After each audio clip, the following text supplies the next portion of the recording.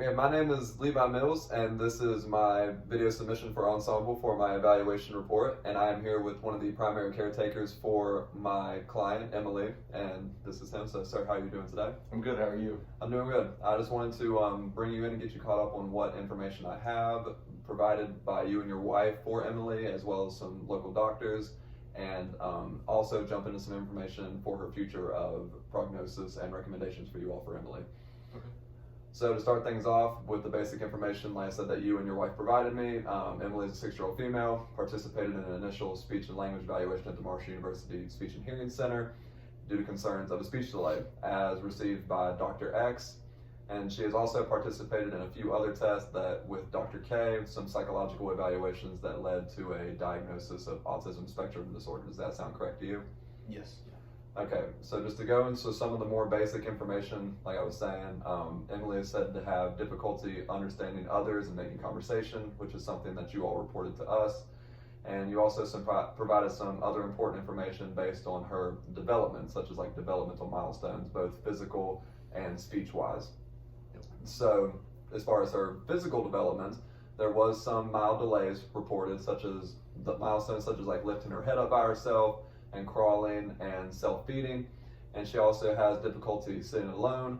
So when in relation to eat, and also when in relation to eating, she can be really picky. She still prefers a bottle even though she's at the age of 6, and doesn't really prefer soft food, still prefers the bottle, correct? Yeah. Okay. So as far as her speech development goes, which is what we're really focused on, Emily has speech development delays, with her first word being at 3 years old, as reported by you all, and started combining some of those words 6 months later.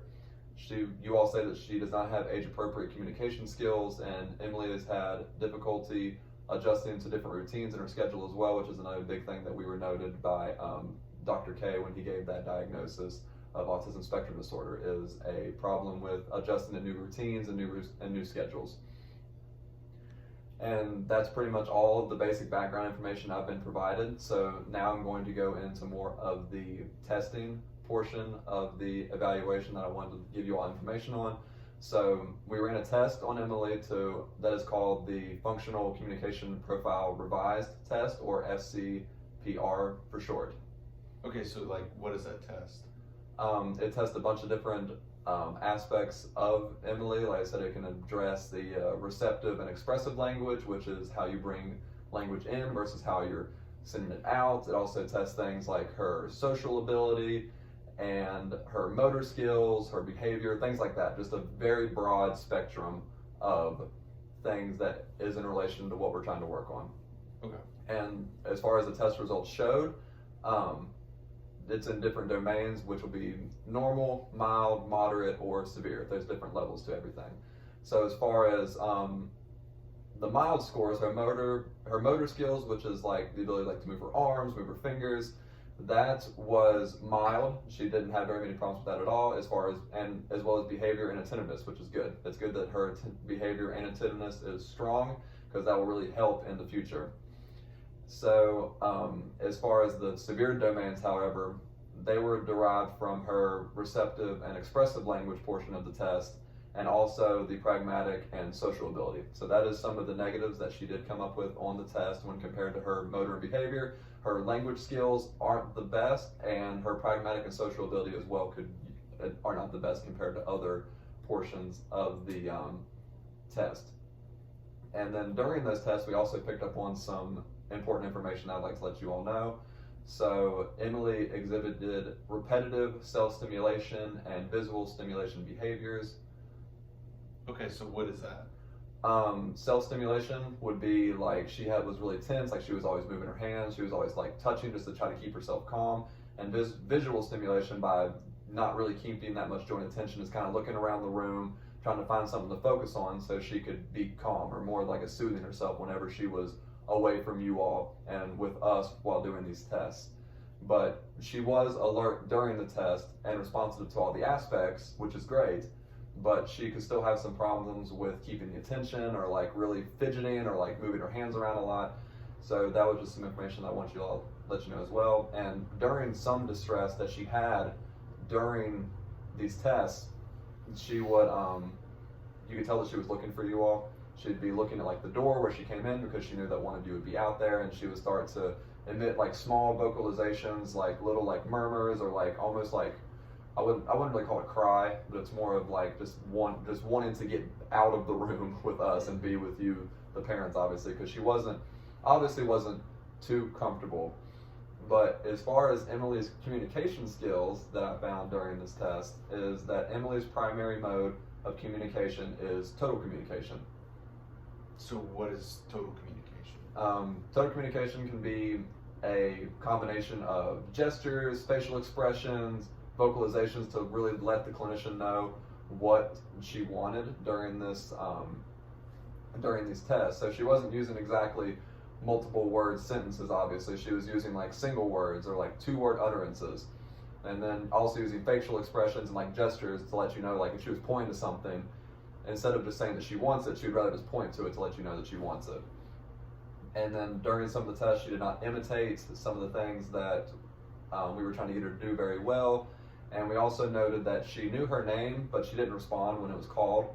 She only looked. She was like looking at her. She knew what it was, but she wasn't like too sure like how to react to it.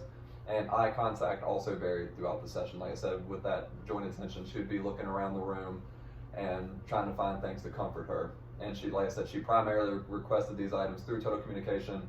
And she also wasn't very good at turn taking as far as that social and pragmatic, which is the social interaction part of the test. She wasn't very good at taking turns with the clinician. So she has issues with that as well. And then to cap things off, we did an oral peripheral exam on her, which what that is that we just looked at all the facial structures, like your jaw, your mouth, just to see if there's any type of abnormalities, just to see if there's anything wrong in that regard. But as far as we could tell, all structures were within normal limits except for her mandible, which is her jaw. It seems slightly off to the left asymmetrically whenever it would rest. So that's the only thing that we could really note based on the oral peripheral exam. And then after the oral peripheral exam, we looked into voice and fluency, and they were both age appropriate normal, so that's great. That's one of the big positives that we got out of this test, is that her voice, like her pitch was fine, and her fluency, like whenever she was speaking, she was remaining good repetition, good rhythm, all those things, which is really great. It was really good to see that. So based on all this information, does all the information sound right and accurate to you as the parent? Yeah, that sounds all about right from what we had shared with you all. So. Okay, that's great. So to continue on, I'm going to talk about the future. Now that we've had this evaluation with Emily, we need to talk about what's going to be happening next, because that's just the next big step, is to keep on helping her so she can get to the best of her ability. Okay. So now I'm going to talk about the future, dealing with prognosis and recommendations. So as far as the prognosis, what a prognosis is like just the after, like what like will helping Emily actually be beneficial to her. And I'm here to tell you today that yeah, it most definitely will be helpful. With Emily's prognosis, the chances of her improving her expressive and receptive language is good, given her age. It's really good that she's young, because the younger that you can get them into the clinic, the better the outcome, because they're much more open to new abilities and change. And as far as her stimulated ability, her sustained attention, and her ability to retain and recall and do well with the tasks that we offered her, which she did do a fantastic job with retaining and recalling information. These are all great things, and we're just like I said, we're here to let you know that the prognosis of her getting help would help her substantially, but not getting any of this help would kind of lead to the point where she probably wouldn't improve her abilities too much. So I would highly recommend following up after this with one of the recommendations that I have, just to keep her improving, because we always want to see improvement, obviously. Okay. So I have a few recommendations written down for you here. I have 4 of them. Like I said, after the session, you're more than welcome to reconvene with your wife and just have a conversation about what you think is best for Emily or what you think is best for you all. There's a bunch of factors that can play in, but it's up to you all as the parents to really make a decision on this. So I'm going to try to give you a few of my personal recommendations. So number 1 would be to return to a structured academic setting with specialized academic instruction to include speech and language treatment in accordance with the current IEP with Cabell County Schools. The second would be the referral for behavioral feeding assessments due to the report of how you said that she wouldn't take any food but a bottle at the age of 6.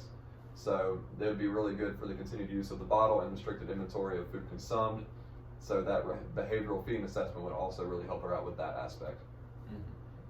The third recommendation would be occupational therapy, an evaluation there due to sensory integration, regulation, and adaptive skills, which I listed earlier with the fidgeting and the eye contact movement, just a lot of like things that she could really benefit from through occupational therapy. Yeah. And then finally, I would consider outpatient speech and occupational therapy services to address communication deficits such as her expressive and receptive language, where she can say more than a single to 2-word utterance and also take in information clearly.